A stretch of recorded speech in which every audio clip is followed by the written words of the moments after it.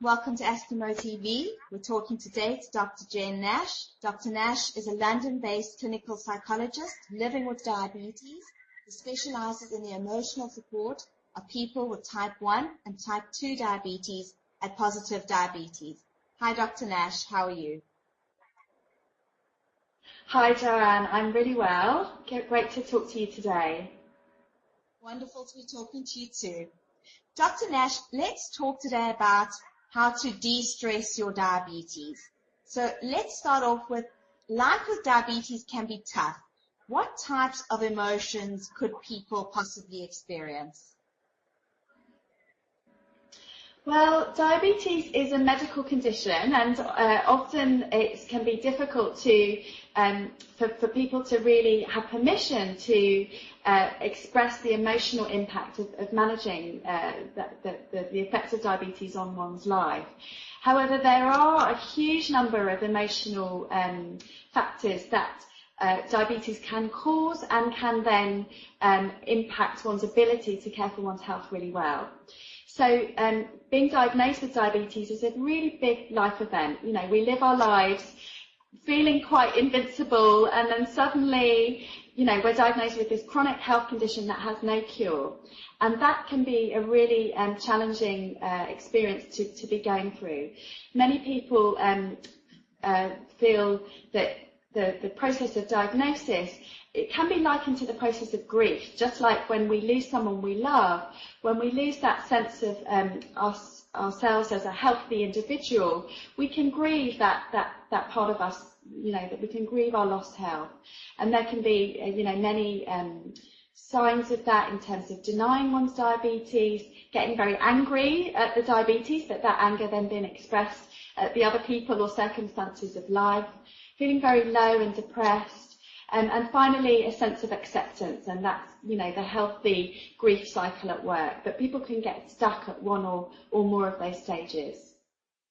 Then in terms of the day-to-day management of diabetes, there is, people can get very burnt out. You know, there's many demands of managing the chronic health problem, and that can really, particularly with other life stressors, that can cause depression and low mood.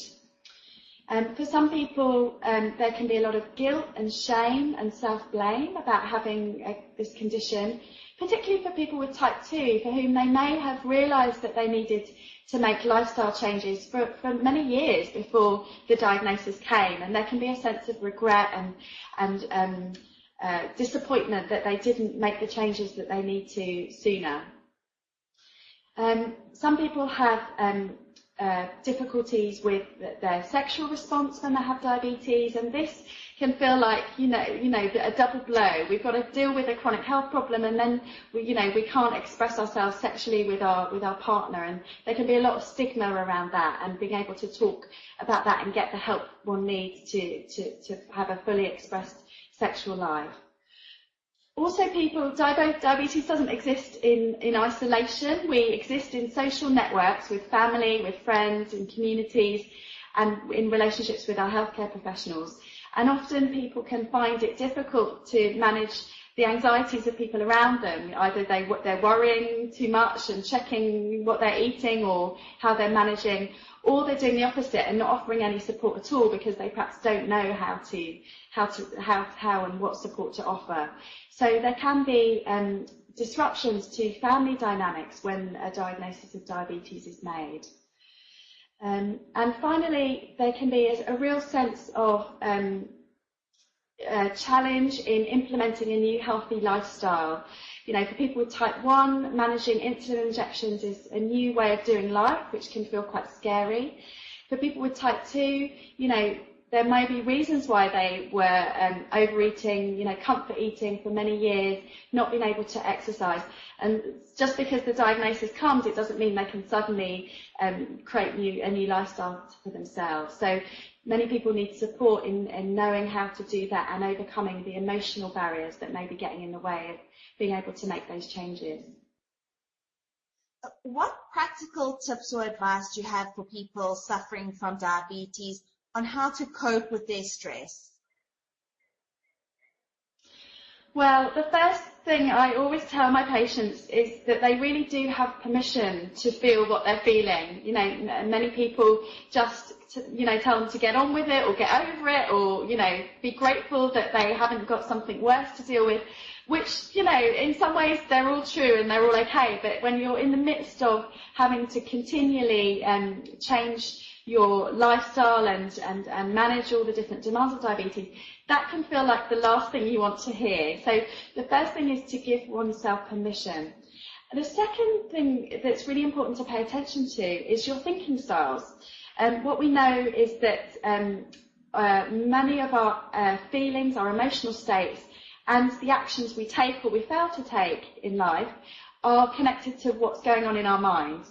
So if we can pay attention to the kind of thoughts that we're having and how helpful or unhelpful they are, then we can start to change those thinking styles that are less helpful and replace them with thinking styles that are more helpful and more productive. And this can have a real impact on one's motivation to care for one's health. Tell me a little bit about where people can find support for themselves and about the work that you do at Positive Diabetes. Well, it's really important to create space in one's life to be able to express the frustration and the stress that they're feeling about their diabetes, and to have practical strategies to help make things better. So there's different forms of doing this. Many people find making connections with other people with diabetes and just sharing experiences can be really therapeutic. Just getting together and saying, oh my goodness, this week's been really tough, and I'm at the end of my patience with it, and then hearing someone else say, yeah, I felt like that last month and I tried X, Y, and Z, why don't you try that? Just that kind of peer support can be immensely helpful. Many people with diabetes are quite isolated and they don't have those forms of social support. So contacting your healthcare team and asking about local support groups or the local diabetes charity support groups can be a really good avenue for getting that, peer support. The other part of getting support for oneself can be in the form of coaching or therapy, and my work at positivediabetes.com, I and a team of therapists that work with me have a diabetes in control program where we offer 4 sessions of coaching and therapy that really focus in on a particular aspect of struggling with managing diabetes health, and some practical support and strategies to deal with those difficult emotions. So we often use a type of therapy called cognitive behavioural therapy, and that's a very technical term for what I've just been talking about in terms of managing your thinking style. So with a therapist, looking at the kind of ways you're thinking about your diabetes health, how helpful, how much they're serving you, and whether or not they can be changed to serve you and your health better. So we do that through one-to-one therapy in person in London, or around the world by Skype or telephone. We also offer a range of workshops, again, mainly based in London at the moment, but we're hoping to move further afield in the near future. And finally, we have a range of self-help learning programs on positivediabetes.com, where you can work through some video tutorials and exercises as if you were in the room with me or a member of my team, but you can do it at home at your own pace and get similar input, similar advice in a way that suits you without having to leave the comfort of your own home. Thank you, Dr. Nash. Thank you so much for talking to me today. Thanks, Joanne. It's been a real pleasure.